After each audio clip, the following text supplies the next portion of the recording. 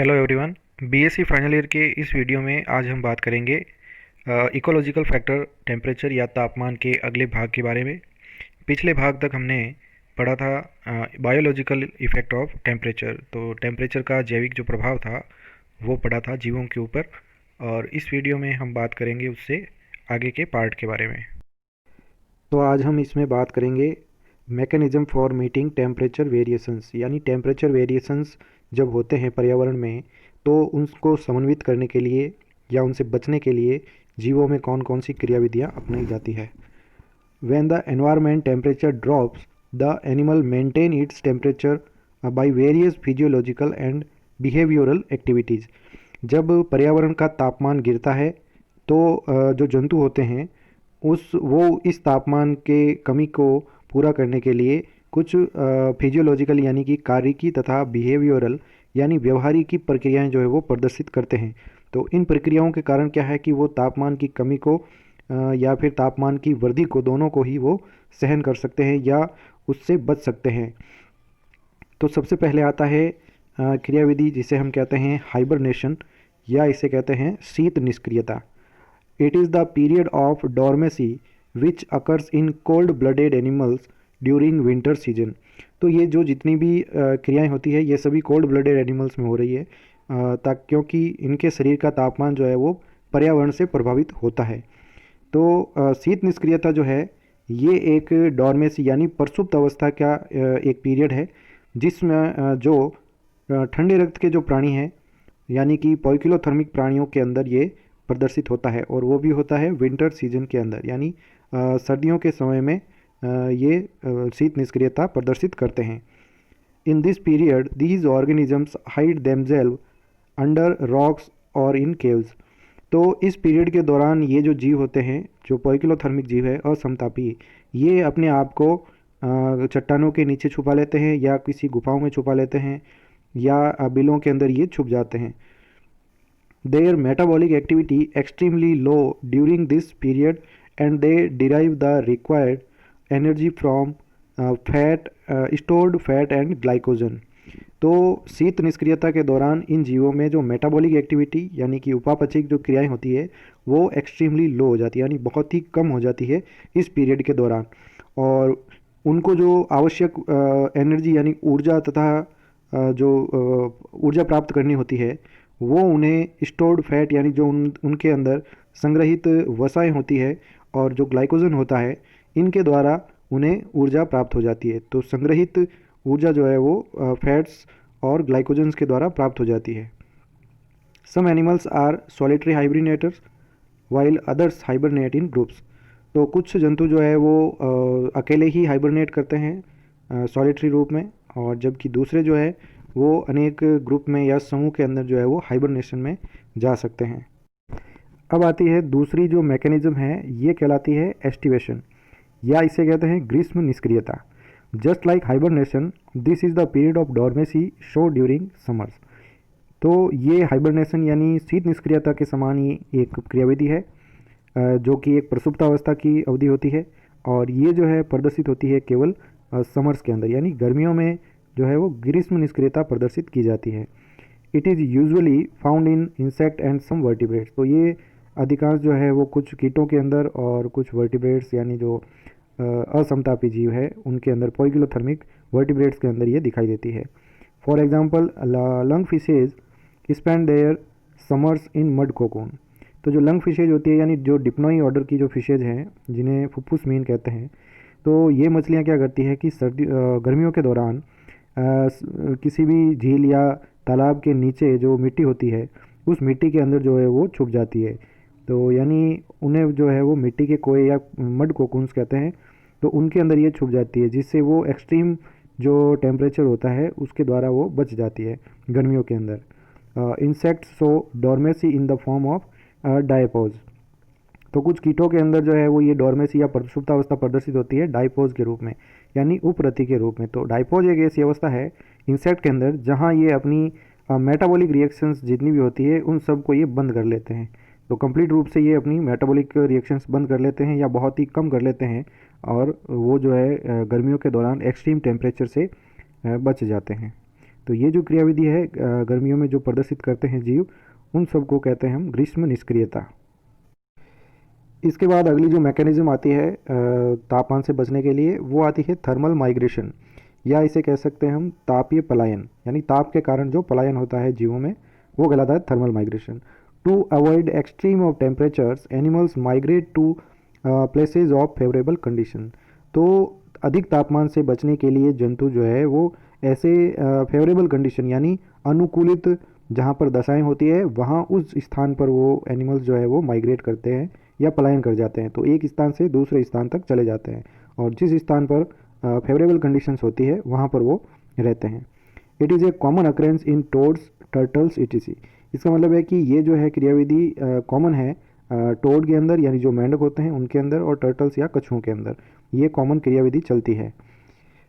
Even bears and deers move to valleys from mountains during winters. तो सर्दियों के दौरान जो है भालू तथा जो हिरण होते हैं वो घाटियों की ओर चले जाते हैं, वैलीज की ओर चले जाते हैं, और वो माउंटेन से घाटियों की ओर जाते हैं, यानी पहाड़ों से उतर के घाटियों की ओर चले जाते हैं, क्योंकि वहाँ पर तापमान थोड़ा अधिक अनुकूलित होता है। तो सर्दियों के दौरान ये माइग्रेशन इस प्रकार से दर्शाते हैं। Migration is most elaborate in birds which travel thousands of kilometre to place of their liking.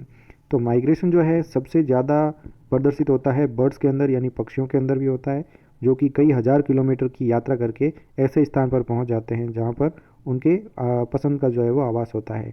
जैसे राजस्थान में कुर्जा जैसे आती है यहाँ पर, वो बर्ड्स का एक माइग्रेशन है। Temperature affects growth and development of animals. तो तापमान जो है जंतुओं के वृद्धि तथा उनके विकास को प्रभावित करता है। फॉर एग्जांपल, उदाहरण के लिए, the oyster Ostrea virginica grows to 1.4 millimetre when it is reared at 10 degree Celsius. तो जो ऑयस्टर होती है ऑस्ट्रिया वर्जिनिका, जिसे हम सीपी कहते हैं, ये जो है 1.4 mm तक ग्रोथ करती है, यानी इनकी वृद्धि 1.4 mm होती है जब इसका पालन पोषण यदि 10 डिग्री सेल्सियस के ऊपर किया जाता है। तो तापमान अगर 10 डिग्री सेल्सियस तक हो तो ये 1.4 mm तक वृद्धि करती है। But when reared at 20 degree Celsius it grows to 10.3 mm। और यदि इसी ऑस्ट्रिया का अगर पालन पोषण 20 डिग्री सेल्सियस पर किया जाए तो ये लगभग 10.3 मिलीमीटर तक की वृद्धि करता है। तो इससे ये पता चलता है कि जो टेम्परेचर है वो इनकी वृद्धि को प्रभावित करता है। Similarly the eggs of mackerel fish does not develop below 8 degree Celsius and above 25 degree Celsius. तो इसी प्रकार से जो मैक्रेल फिश होती है उसके जो अंडे हैं वो 8 डिग्री सेल्सियस और 25 डिग्री सेल्सियस के मध्य में ही डेवलप होते हैं। इससे नीचे के तापमान में और इससे ऊपर के तापमान में इसके अंडे जो है वो परिवर्तन नहीं करते हैं, यानी उनमें परिवर्तन नहीं होता है। Low temperature prevents metamorphosis in salamanders and makes the animal neotenous. तो कम तापमान जो होता है ये सेलामेंडर जो होते हैं, जो कि उभयचर जंतु है, इनमें मेटामॉर्फोसिस या कायांतरण की क्रिया को रोकते हैं। यानी कम तापमान पर सेलामेंडर्स के अंदर कायांतरण की क्रियाविधि नहीं होती है। And makes the animal neotenous. Neotenous या नियोटिनी का मतलब होता है इनमें चिर भ्रूणता उत्पन्न करता है। चिर भ्रूणता का मतलब है कि जब लार्वल स्टेज के अंदर ही ये सेक्सुअली मैच्योर हो जाते हैं या फिर इनके एडल्ट्स के अंदर जो है वो लार्वा के कैरेक्टर दिखाई देते हैं। तो ये ऐसे लार्वा होते हैं जो सेक्सुअली मैच्योर होते हैं और रिप्रोडक्शन कर सकते हैं, और ऐसा गुण अगर इनके अंदर होता है तो इन्हें हम नियोटेनी कहते हैं या चिर भ्रूणता कहते हैं। तो लो टेम्परेचर यदि होता है तो सैलामेंडर्स के अंदर मेटामॉर्फोसिस नहीं होता है। अगर मेटामॉर्फोसिस होता है तो नियोटेनी इनमें नहीं पाई जाती है, लेकिन कम तापमान के कारण सैलामेंडर्स में नियोटिनी जो है वो पाई जाती है, यानी चिर भ्रूणता उत्पन्न हो जाती है। The morphological characters of organism are altered by temperature. इसका मतलब है कि जो जंतुओं के मॉर्फोलॉजिकल या फिर शारीरिक जो लक्षण होते हैं वो तापमान के कारण जो है वो परिवर्तित होते हैं। Temperature influences the size of animal and the relative proportion of the parts of the body. तो टेम्परेचर जो है एनिमल के साइज यानी जंतुओं के आकार को भी प्रभावित करता है, और उनके बॉडी पार्ट्स जो होते हैं बाहरी, उनको भी ये प्रभावित करता है। 3 rules have been put forth to understand how the temperature influences various characteristic features. तो इसका मतलब है कि तीन नियम जो है वो इसके लिए दिए गए थे, जिससे ये हम समझ सकते हैं कि तापमान जो है वो अनेक कैरेक्टर्स जो होते हैं इनके जंतुओं के, उनको ये किस प्रकार से प्रभावित करते हैं। तो इसके लिए तीन नियम दिए गए हैं। तो फर्स्ट आता है पहला रूल, बर्गमान्स रूल या बर्गमान का नियम। The mammals in colder areas are larger in size than in warmer climate. तो ऐसे स्तनधारी जो ठंडे इलाकों में रहते हैं, उनके शरीर का आकार जो है वो बड़ा होता है और वार्मर क्लाइमेट में रहने वालों से, यानी कि गर्म स्थान में रहने वाले जो मैमल्स हैं उनसे अधिक बड़ा साइज जो है वो ठंडे स्थानों में रहने वाले मैमल्स का होगा। This is called the Bergmann's rule. इसे ही बर्गमान का नियम कहते हैं। For example, penguins found in Antarctica attain a body length of 100 to 200 centimetre. तो अंटार्कटिका में पाए जाने वाले जो पेंगुइन्स होते हैं उनकी बॉडी का आकार 100 से 200 सेंटीमीटर तक होता है। Whereas the penguins of equatorial Galapagos island about 49 centimetre long. जबकि भूमध्य रेखा पर गैलापेगोस जो द्वीप समूह है उस पर पाए जाने वाले पेंगुइन्स का आकार जो है वो केवल 49 यानी 49 सेंटीमीटर तक लंबा होता है। तो इससे ये पता चलता है कि जो इक्वाटोरियल लाइन है यानी भूमध्य रेखा के ऊपर थोड़ा गर्म स्थान होता है, जबकि अंटार्कटिका के ऊपर जो है वो अधिक ठंडा स्थान है। तो ठंडे स्थान पर जो है वो बड़े आकार के पेंगुइन होते हैं और छोटे आकार के पेंगुइन गैलापेगोस आइसलैंड के आसपास में पाए जाते हैं। दूसरा नियम आता है इसके अकॉर्डिंग एलन्स रूल या एलन का नियम। According to this rule, body parts of the mammals like the tail, snout, ear and legs are relatively shorter in colder regions than the warmer regions। तो एलन के नियम के अनुसार स्तनधारियों में जो बॉडी पार्ट्स होते हैं, जैसे उनकी पूंछ है, स्नाउट या आगे निकला हुआ प्रोथ जिसे कहते हैं, या फिर उनके कान या उनके पैर, ये सभी जो है वो आपेक्षिक रूप से छोटे होते हैं कोल्डन रीजन में, यानी कि ठंडे इलाकों में रहने वाले जंतुओं में ये पार्ट छोटे होते हैं। और जबकि गर्म स्थानों में रहने वाले जो मैमल्स हैं उनमें ये बॉडी पार्ट्स उनसे बड़े होते हैं। In the arctic rabbit the ears are shorter. तो आर्कटिक रैबिट के अंदर कान जो है वो छोटे होते हैं। While in Californian rabbit ears are longer. जबकि कैलिफोर्निया के अंदर जो पाए जाने वाले खरगोश हैं उनके कान जो है वो बड़े होते हैं। तो इससे ये पता चलता है कि गर्म स्थानों में रहने वाले जंतुओं के जो कान हैं वो बड़े हैं और जो ठंडे स्थान में रहने वाले जो जंतु हैं उनके कान छोटे होते हैं। The explanation in both the cases is that homeothermic organism in colder climates should have smaller surface area relative to volume across which they loss heat. इन दोनों ही मामलों में इसका एक्सप्लेनेशन या इसका जो विवरण है इस प्रकार है कि इनमें जो होम्योथर्मिक एनिमल्स होते हैं यानी समतापी जो जीव होते हैं जिनका बॉडी टेम्परेचर कांस्टेंट रहता है, ऐसे जीव जब कोल्डर क्लाइमेट्स में रहते हैं तो उनके जो सरफेस एरिया या फिर उसे कह सकते हैं हम सतह का क्षेत्रफल जो है वो वॉल्यूम के साथ में छोटा होता है, यानी उनके द्रव्यमान के साथ में उनका सरफेस एरिया कम होता है, और जिसके कारण जो है वो उनके बॉडी का जो हीट है या जो ऊष्मा होती है वो बहुत ही कम मात्रा में उत्सर्जित होती है, इसलिए ये बॉडी पार्ट्स छोटे होते हैं। तीसरा आता है ग्लोगर्स रूल या ग्लोगर का नियम। According to Gloger's rule, the animals in the tropic are darker and heavily pigmented than their counterparts of the colder and dry regions। इसका मतलब है कि ग्लोगर के नियम के अनुसार जो एनिमल उष्ण कटिबंधीय क्षेत्रों में रहते हैं वो अधिक गहरे रंग के होते हैं और अधिक जो है वो पिगमेंटेड होते हैं, यानी उनमें पिगमेंटेशन अधिक पाया जाता है, और then their counterparts of the colder and dry regions. और इनमें इनके जो कोल्डर यानी ठंडे क्षेत्रों में और सूखे क्षेत्रों में पाए जाने वाले जो समकक्ष एनिमल्स होते हैं उनसे अधिक जो है वो पिगमेंटेशन पाया जाता है उष्ण कटिबंधीय क्षेत्रों में रहने वाले एनिमल्स के अंदर। यानी कि गर्म स्थानों में रहने वाले एनिमल जो होते हैं वो अधिक डार्क और पिगमेंटेड होते हैं, जबकि कोल्ड व ड्राई रीजन में रहने वाले जंतु उनसे कम पिगमेंटेड और डार्क होते हैं। Temperature is a limiting factor on the distribution of animal. तो तापमान जो है वो एक सीमाकारी कारक का जो है वो कार्य करता है जंतुओं के वितरण के ऊपर, यानी जंतुओं का वितरण जो है वो टेम्परेचर के द्वारा प्रभावित होता है। The distribution of warm blooded animals is not affected by temperature.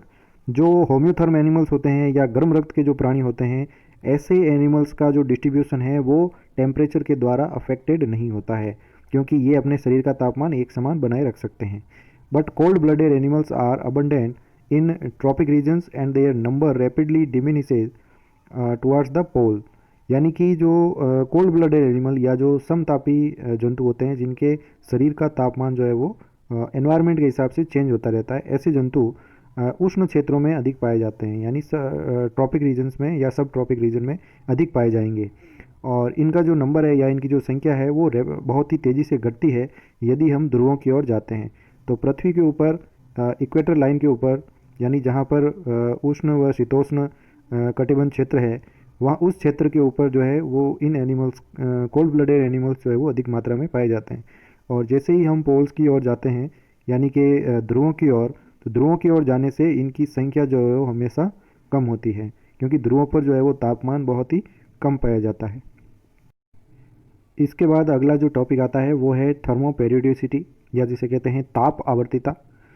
Regular change in temperature at specific interval of time is called thermoperiodicity. यानी कि किसी निश्चित समय अंतराल पर तापमान का नियमित रूप से चेंज होना तापीय आवर्तिता कहलाता है।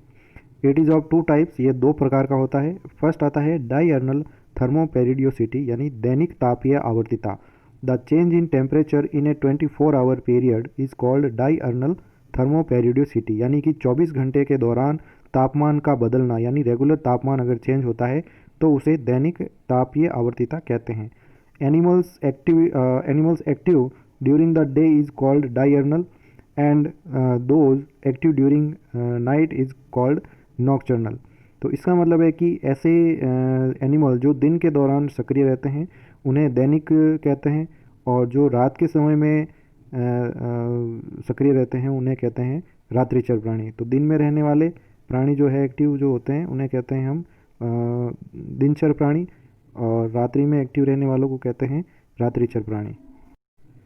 दूसरा आता है सीजनल थर्मोपेरियोडिसिटी, यानी मौसमी तापीय आवर्तिता। The variation in temperature in the different season of the year is called seasonal thermoperiodicity. तो मौसमी तापीय आवर्तिता का मतलब है कि अलग अलग मौसम के अंदर तापमान का चेंज होना, तो ये कहलाता है मौसमी तापीय आवर्तिता। It controls important events such as seed germination, flowering, fruiting, leaf shedding etcetera. तो इसके द्वारा जो है वो बहुत ही अनेक विशेष प्रकार के जो अवसर है वो प्राप्त होते हैं, जैसे सीड जर्मिनेशन यानी बीजों का अंकुरण होता है, फूलों का लगना है, फलों का पकना है, और पत्तियों का गिरना है। ये सब क्रियाविधियाँ जो है वो मौसमी तापीय आवर्तिता के कारण होता है। In plants it also affect growth, development, morphology and colouration in animals. और इस मौसमी तापीय आवर्तिता के कारण जंतुओं के अंदर उसकी ग्रोथ जो है या वृद्धि, उनका विकास, उनके शारीरिक लक्षण और उनका कलरेशन यानी उनका रंग जो है वो बदलता रहता है। तो एनिमल्स के अंदर भी ये प्रभाव दर्शाता है। तो प्लांट्स और एनिमल्स दोनों में तापीय आवर्तिता का प्रभाव देखा जाता है। Thank you so much. अगले वीडियो में हम बायोलॉजिकल फैक्टर्स या बायोलॉजिकल इंट्रैक्शंस के बारे में पढ़ेंगे।